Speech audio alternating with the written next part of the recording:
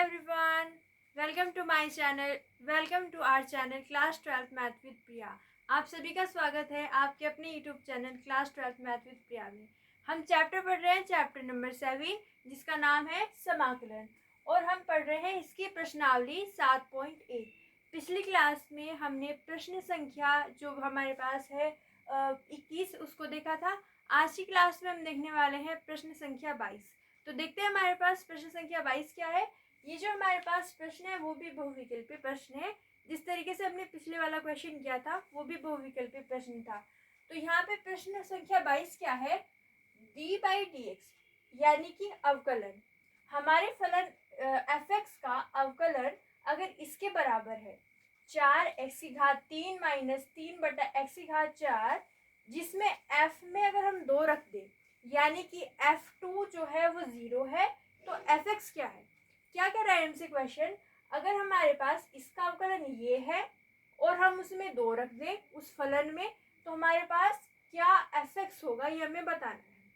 तो क्वेश्चन को ध्यान से समझिए, हमें f(x) निकालना है। f(x) हमको निकालना है, लेकिन f(x) हमें दिया नहीं हुआ है, हमें उसका अवकलन बताया गया है कि ये है, ठीक है। और ये भी बता दिया कि अगर हम उस फलन में 2 रख दें तो वो 0 आएगा। तो f(x) क्या है ये हमें बताना है। ऑप्शन नंबर 4 है आपके पास, option number A, B, C and D।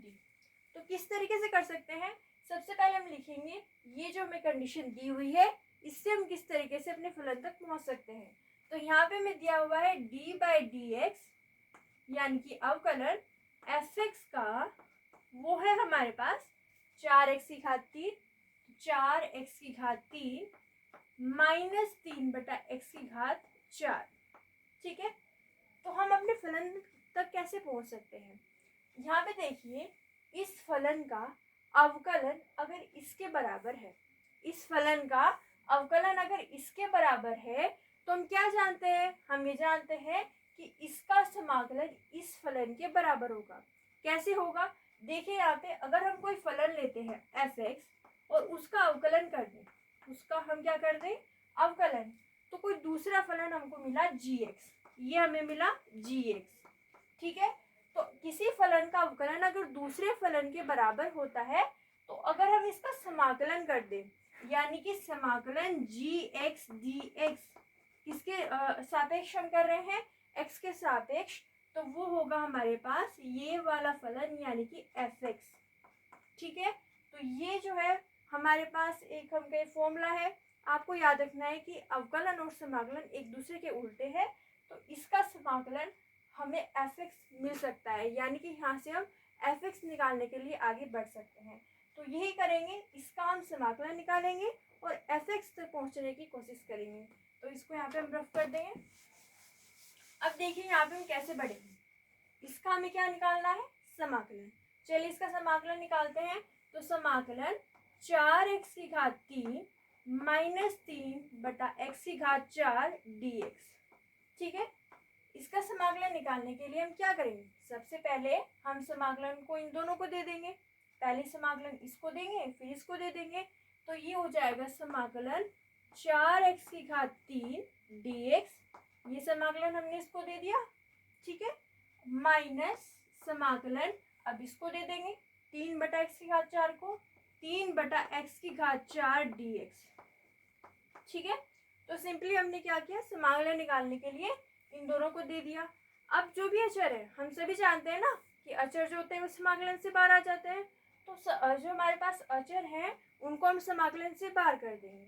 तो 4 तो एक अचर है वो बाहर आ जाएगा, तो 4 समाकलन x³ dx माइनस, अब 3 जो है वो भी अचर है तो वो भी बाहर आ जाएगा, यानी -3 समाकलन 1/x4 का 1/x4 को हम क्या लिख सकते हैं, ऊपर जाएगा तो कैसा हो जाएगा, माइनस में हो जाएगा, तो -4 dx, ठीक है।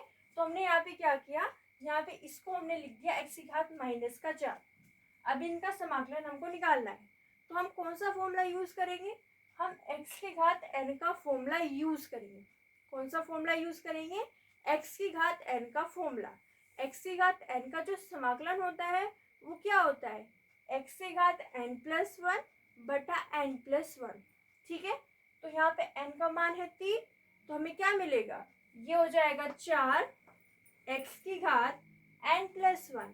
n प्लस 1 यहाँ पे 3 है n का मान, तो हम यहाँ पे लिख देंगे 3 प्लस 1, और नीचे क्या आएगा 3 प्लस 1, तो यहाँ पे आ गया 3 प्लस 1 माइनस, यहाँ पे चल रहा है 3 x की घात n, यहाँ पे कितना है n है यहाँ पे माइनस का 4, तो x की घात -4 उसमें जोड़ देंगे और नीचे लिख देंगे -4 प्लस 1, और फिर लगा देंगे समाकलन का अचर c।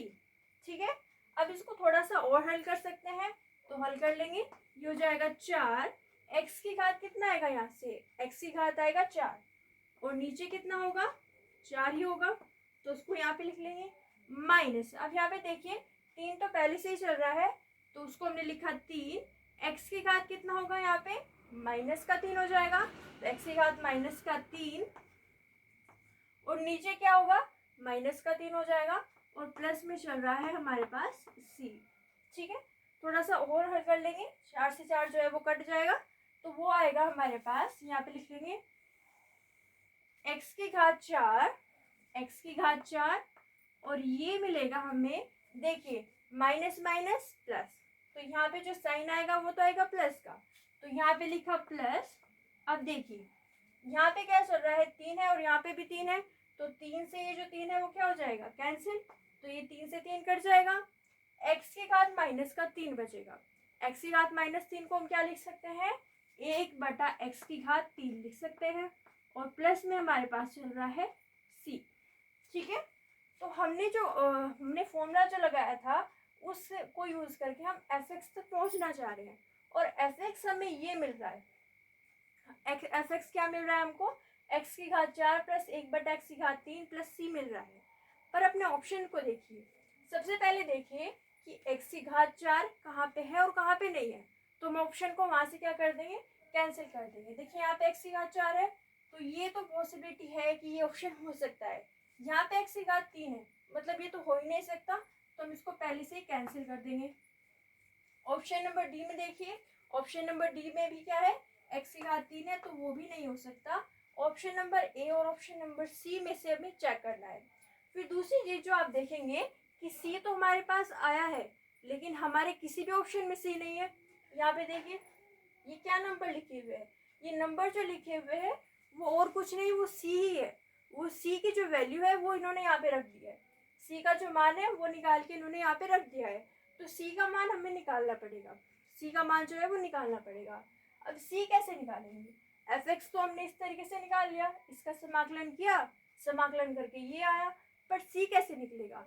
सी निकालने के लिए अपने क्वेश्चन को फिर से देखो, कहाँ पे लिखा हुआ है, एक और कंडीशन है f2 = 0, यहाँ से हम आगे बढ़ सकते हैं। f2 = 0 क्या मतलब है, f में जो हमारा फलन है उसमें अगर 2 रख दें तो वो 0 आएगा।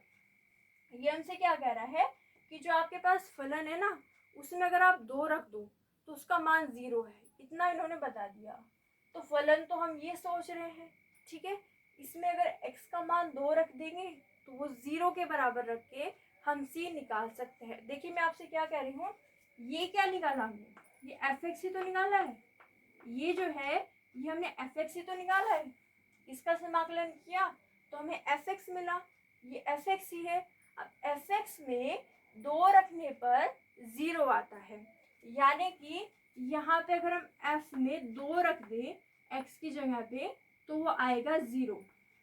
f में 2 रखने पे हमें क्या मिलेगा, इधर लिख लेते हैं इसको, देखिए f(x) जो है वो है हमारे पास ये x की घात 4 प्लस 1 बटा x की घात 3 प्लस c। अब इसमें 2 रख देंगे तो 2 रख के क्या मिलेगा, f2 = यहाँ पे आ जाएगी 2 की घात 4, x की जगह पे तो 2 रखने हैं तो ये आ जाएगी 2 की घात 4 प्लस 1 बटा यहाँ पे आ जाएगा 2 की घात 3। ठीक है, x की जगह पे हम 2 रख रहे हैं और प्लस में चल रहा है c। ठीक है, इसको थोड़ा सा और हल करेंगे तो हमें क्या मिलेगा, ये हो जाएगा हमारे पास 2 की घात 4, मतलब क्या हो जाएगा हमारे पास 16 प्लस 1 बटा 2 की घात 3 मतलब 8, और प्लस में है सी। ये हो जाएगा हमारे पास। इसको थोड़ा सा और हल कीजिए तो ये 128 हो जाएगा। 128 में जोड़ेंगे तो 129 हो जाएगा। 129 और नीचे आ जाएगा 8 प्लस सी। ठीक है, पर F2 क्या है? F2 तो 0 है, तो F2 की जगह पे हम यहाँ पे क्या लिख देंगे? 0 रख देंगे। ये 0 कैसे लिख दिया हमने? क्योंकि ये हमें दिया हुआ था। ये कैसे निकाला हमने? F में 2 का मान रख के निकाला। अब यहाँ से C की वैल्यू जो है वो हमें मिल रही है। C को इधर ले जाइए या इसको इधर ले जाइए, तो ये जब इधर आएगा तो हो जाएगा माइनस का 129/8 बराबर C।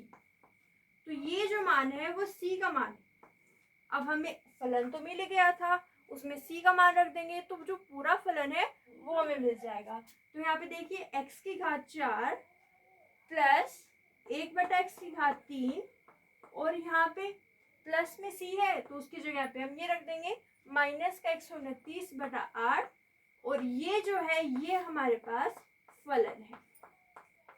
ठीक है, तो ये हमारे पास फलन का मान आया। इसको थोड़ा सा और ऊपर करके लिख देते हैं। C को जो वैल्यू आई है वो हमारे पास आई है, C का जो मान आया है वो आया है माइनस 129/8। तो ये हमारे पास है C का मान और जो फलन होगा वो होगा हमारे पास, यहाँ पे देखिए x की घात 4 प्लस 1/x3 ये चल रहा है और प्लस में C यानी कि इसका मान रख देंगे 129/8। ठीक है, तो यहाँ पे ये C जो है वो हमारे पास है माइनस का 129/8 प्लस में है C, तो इसका जो मान है वो आया है माइनस का 129/8। ठीक है, तो यहाँ पे हम लिख देंगे माइनस का 129/8। ये जो है वो हमारे पास है फलन। तो यहाँ पे ऑप्शन में देखिए यहाँ पे कहाँ पे माइनस का साइन है, सबसे पहले ये चेक कीजिए। तो माइनस पहले में है, दूसरे में प्लस है, वो तो हमने पहले ही कैंसिल कर दिया था। यहाँ पे प्लस है तो ये भी नहीं होगा। अब देखिए बी सी डी इन तीनों में से कोई नहीं है। ए क्या है हमारे पास? x की घात 4 प्लस 1/x3 माइनस 129/8 यानी कि ए ऑप्शन जो है वो ही हमारे पास सही उत्तर है प्रश्न संख्या 22 का। तो ये जो प्रश्न है वो बहुत इंपॉर्टेंट प्रश्न है। एक बार फिर से देख लेते हैं कि हमने इसको किस तरीके से किया। सबसे पहले हमने कहा कि इस फलन का जो हमारे पास अवकलन है वो ये है। ठीक है, इन्होंने कहा कि कोई एक फलन है उसका अवकलन ये है। हमने कहा ठीक है, हमने यहाँ से इसका समाकलन निकाल के ये निकाला, इसका समाकलन इस फलन के बराबर होगा तो हमें मिला x की घात 4 प्लस 1/x3 प्लस सी। पर यहाँ पे c जो है वो हमें यहाँ पे दिया नहीं हुआ था, c का मान पूछा गया था। c का मान निकालने के लिए हमने f2 बराबर 0 किया, वहाँ से हमें c का मान मिला और ऑप्शन नंबर ए जो है वो हमारा सही हो गया। तो ये है हमारे पास प्रश्न संख्या 22। अगर आप इसका स्क्रीनशॉट लेना चाहते हैं तो स्क्रीनशॉट ले लीजिए। ओके, तो ये हो गया हमारे पास प्रश्न संख्या 22। अगली क्लास में हम प्रश्नावली 7.2 देखेंगे। अगर आपको हमारी वीडियो अच्छी लगी है तो लाइक कीजिए, शेयर कीजिए, हमारे चैनल को सब्सक्राइब कीजिए। आप सभी का बहुत बहुत धन्यवाद।